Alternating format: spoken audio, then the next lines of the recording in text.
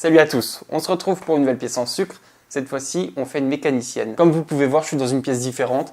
Je vais vous en reparler à la fin de la vidéo, c'est mon nouvel atelier. C'est génial. Je vous mets les chapitres de la vidéo, ça vous évitera de regarder toute la vidéo si vous vouliez voir que les accessoires par exemple. Donc bonne vidéo et à tout à l'heure. Je vais commencer comme d'habitude par la tête. Je vais rajouter des lunettes de protection. Je vais faire le corps différemment de d'habitude, vous verrez. Elle aura des gants et des grosses chaussures de sécu. On va lui rajouter bien entendu un sac et quelques petites sacoches pour pouvoir ranger tout son matériel. Quelques plans dessinés sur des parchemins, des pinces, des tournevis, des boulons. Et elle posera ses fesses sur une poutre en métal. Je fais un sucre couleur peau. Un blanc que j'ai rosé avec 2 gouttes de rouge. J'ai ajouté 5 gouttes de jaune pour faire plus neutre. Je le satine en tirant d'un bout à l'autre, ce qui me permet de refroidir mon sucre bien uniformément. Je m'en prends un bout pour faire la tête. Comme d'habitude, je compte souffler une forme de ballon pour ensuite ajouter d'autres éléments. Je chauffe donc ma canule, j'y place ma boule de sucre à laquelle j'ai fait une cavité et que j'ai légèrement chauffée. Oh, c'est pas vrai, il commence à peine la vidéo qui filme déjà hors champ. Comment vous voulez que je fasse une voix off là-dessus? Je ferai plus d'explications du sucre soufflé quand je ferai le corps. J'ai donc fait une forme de ballon que j'ai pris soin de légèrement aplatir au niveau de la bouche. Une fois refroidi devant le ventilateur, je chauffe donc la canule et retire le sujet. Je me coupe 2 languettes de sucre que je place et intègre au visage à l'aide d'une flamme. Je veux qu'elle ait des petites joues. J'ai acheté un nouveau chalumeau et ça n'a rien à voir avec l'ancien. Il monte le sucre beaucoup plus haut en température et beaucoup plus vite, mais du coup il le colore plus facilement. Pour les yeux, je me fais 2 repères. De toute façon, cet endroit ne sera pas apparent, donc je peux le colorer, c'est pas très grave. Et je fais 2 cavités à l'aide de mon doigt. Je lui fais ses orbites. Même procédé que d'habitude, je façonne 2 billes de blanc sur lesquelles je dispose de noir plus petites et je trempe le tout dans de l'isomalte. Si vous voulez plus de détails, je vous invite à regarder les précédentes vidéos où j'explique ce qu'est l'isomalte. Je place mes orbites.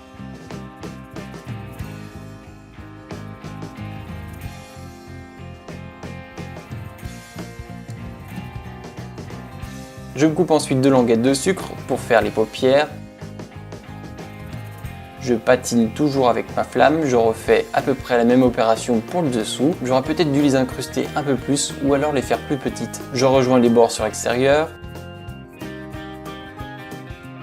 Je lui façonne ensuite le nez. Je veux un nez assez long et pointu. Encore un nouveau petit matériel, je me suis procuré des pinces de bijoutier. Elles sont juste géniales, très précises et avec une bonne prise en main. Je pense faire un article de tout mon matériel sur mon site internet, ou pourquoi pas une vidéo. Pour la lèvre supérieure, je me coupe une languette que je tords. J'ai envie qu'elle ait des jolies lèvres marquées.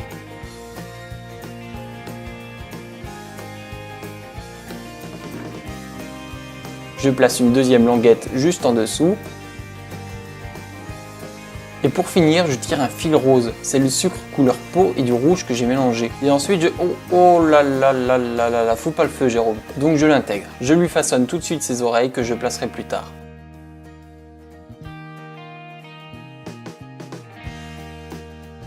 J'attaque tout de suite les cheveux. Je fais un sucre violet pour changer un peu. Je le satine et je place des plaques sur le dessus de la tête. J'étais parti pour faire juste une espèce de calvitie en me disant qu'avec les couettes et les lunettes, j'ai pas besoin d'en mettre sur le dessus. Et finalement, j'aurais pu lui recouvrir la tête directement parce qu'on l'aurait vu. Après avoir rayé avec un scalpel l'embout des cheveux chauffés, je façonne sa mèche en forme de goutte et je lui place devant. Je place donc la dernière plaque sur le dessus. Je lui souffle ensuite les 2 couettes. J'envoie très légèrement de l'air et je refais une goutte mais plus longue. Je la tords vers le bas qu'elle ne se retrouve pas perpendiculaire à sa tête une fois posée.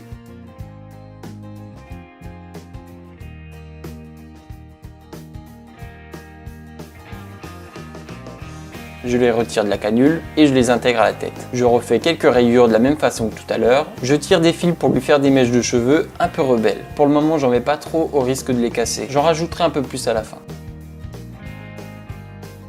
Je lui fais des rubans avec le même sucre utilisé que pour le t-shirt du forgeron. Ils serviront à tenir ses couettes. Avec un sucre noir, j'ai tiré un fil que j'ai divisé. J'ai voulu voir le rendu d'un personnage avec des cils. Le problème, c'est que c'est extrêmement fin et le moindre coup de flamme les rétrécit et forme une mini boule au bout. Je vais m'entraîner un peu, voir si je peux améliorer ça. D'ailleurs, je vais retirer les cils du bas un peu plus tard et allonger ceux du haut. Je me répète, mais ces vidéos, ce sont des tests. J'apprends en votre compagnie et même si le résultat est pas parfait, c'est très motivant pour essayer de progresser. Donc merci de regarder cette vidéo. Je lui place ensuite ses oreilles et ses sourcils. Pour les lunettes, je fais un sucre gris en mélangeant du noir et du blanc. C'est le sucre que j'utilise pour les yeux. Et je coupe 2 rubans. Je les enroule pour faire des cylindres. Je coupe ensuite un petit rectangle de sucre marron. Là encore, c'est le sucre orange que j'ai utilisé pour le forgeron, auquel j'ai rajouté du sucre noir. Je me coupe 2 carrés de sucre gris également pour les extrémités des lunettes. Je place d'abord le carré en cuir et ensuite les petites plaques de métal. Alors là, c'est un sucre transparent de l'ampoule que j'ai fait à mes débuts dans le sucre. Je me coupe 2 petits disques que je place pour faire les verres. Je les chauffe et les cale bien contre les parois. Je lui pose ses lunettes sur la tête et rajoute des lanières sur les côtés. Il va maintenant falloir lui faire une partie du buste. Pour le corps, j'ai tenté de cette manière. Ajouter la tête avec le décolleté sur une grosse goutte et ajouter les membres ensuite. J'abaisse donc une plaque que je découpe de la forme du décolleté et le début de ses épaules. Je chauffe ensuite le devant et je forme le creux de la gorge, qui doit sûrement avoir un nom, et les clavicules en poussant un peu derrière à l'aide de mon outil. Pour le t-shirt, je reprends le sucre du t-shirt du forgeron que j'éclaircis avec un sucre blanc. Je chauffe ma canule, place ma boule de sucre, je souffle un tout petit peu d'air jusqu'à sentir qu'il y a une petite cavité. Je l'agrandis doucement. Je fais une grosse goutte, je la cintre et je la refroidis devant le ventilateur. Je la retire de ma canule et je coupe l'embout qui ne me servira pas à l'aide de mon couteau chaud. Je chauffe pour pouvoir donner la forme de ma pièce précédente. Une fois assemblé, je coupe un ruban et j'entoure la liaison des pièces et je l'intègre bien. J'ai maintenant le haut du t-shirt. Je place des gouttes de sucre pour lui faire sa poitrine.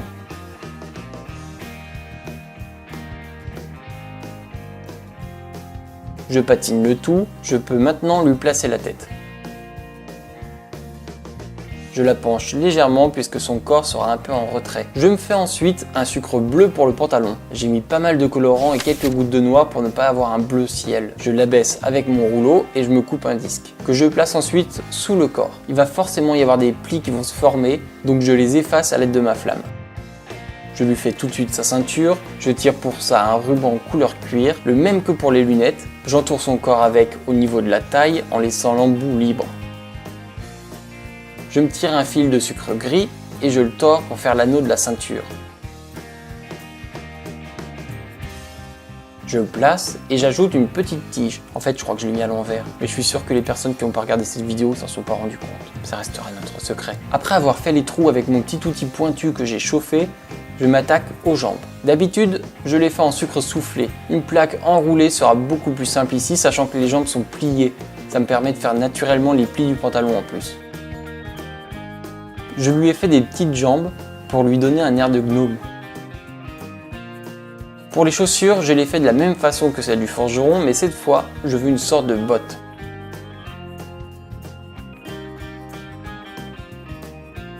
La deuxième, je la souffle en la tordant un peu puisque son pied sera posé par terre.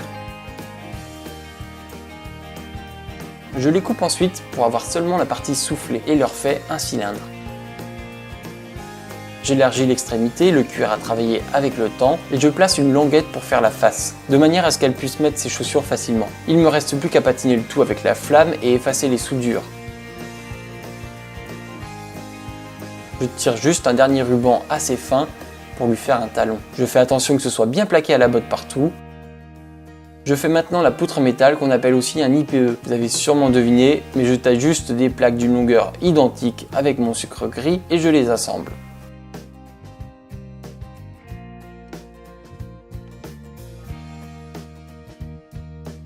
Je pose Violette dessus. Oui, c'est le nom qu'un viewer lui a donné pendant le live sur Twitch.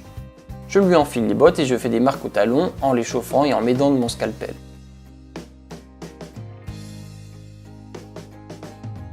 Pour les bras, je commence par faire les manches avec les mêmes sucres que pour le corps. Je fais 2 anneaux en m'aidant de mon doigt. J'efface toutes les soudures avec ma flamme et j'élargis l'extrémité.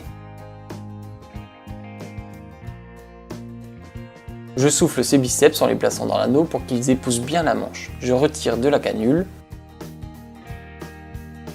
Je coupe avec un couteau chaud et je lui place la partie la plus grosse dans la manche. Je lui souffle son avant-bras, ça doit être beaucoup plus fin évidemment et pointu pour pouvoir placer les gants facilement plus tard.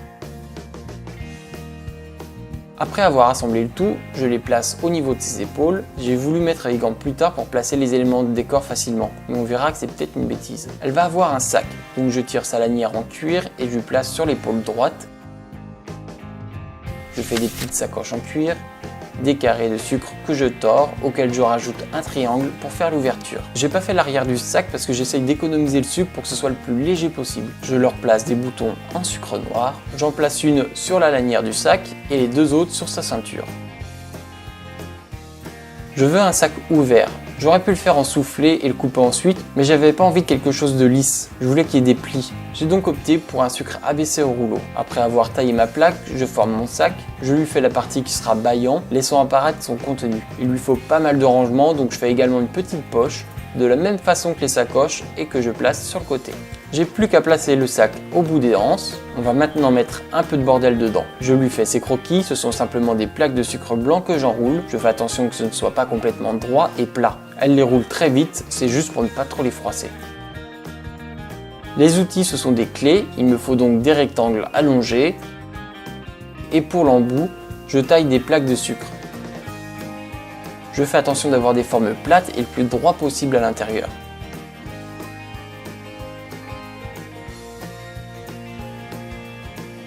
Je fais quelques tournevis, des tiges en métal que j'aplatis au bout et auxquelles j'ajoute des manches en bois. Je profite d'avoir du gris pour faire un anneau à la lanière du sac.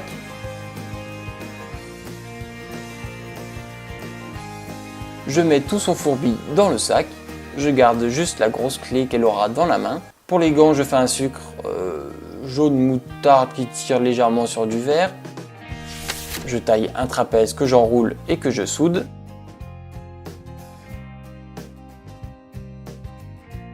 Je rajoute la paume de la main, je tire un peu de sucre et lui coupe ses doigts. Je les colle.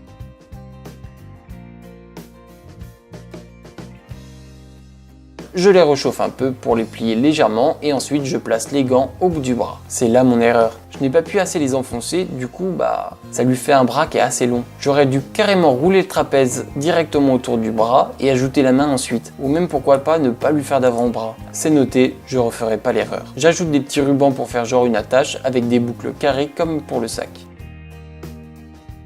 Je lui mets son outil dans la main. Je donne une légère teinte rose aux joues à l'aérographe et quelques ombrages avec un colorant noir. Et voilà pour notre petite mécano.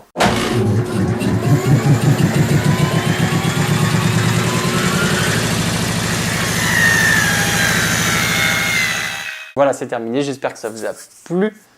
J'espère aussi que la vidéo n'était pas un peu trop rapide. En regardant la vidéo, je me suis demandé si j'étais pas allé un petit peu fort sur le montage vidéo. Donc dites-le moi dans les commentaires, ça m'intéresse beaucoup. Je vous le disais en début de vidéo, donc je me suis fait un atelier et c'est juste génial. Je pense que ça va me faire gagner du temps parce que du coup je vais pouvoir alterner montage vidéo et la réalisation de mes pièces. Donc on se retrouve très vite, soit sur les réseaux sociaux, sur Twitch ou sur YouTube pour la prochaine vidéo. Allez, à la prochaine.